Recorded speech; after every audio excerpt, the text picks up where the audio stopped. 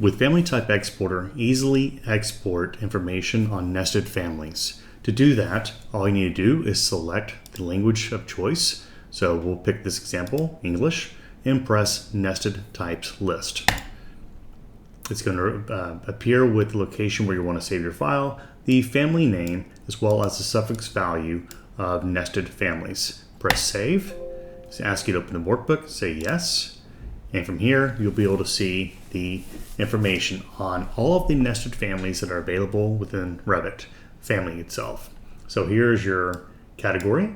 Here's the name of those Revit families by category.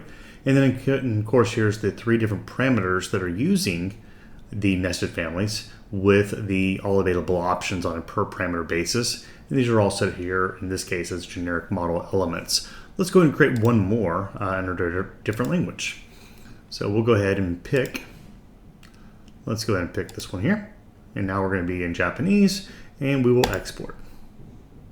You'll see that the suffix is automatically assigned in Japanese, and we'll press Save. View.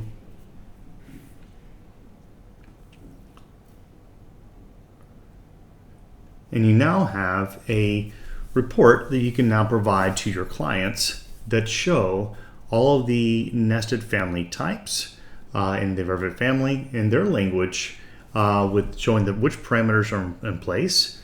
And obviously this information would change based upon if you have multilingual families and family types. It will show according to that particular configuration within each Revit family. Thank you for watching.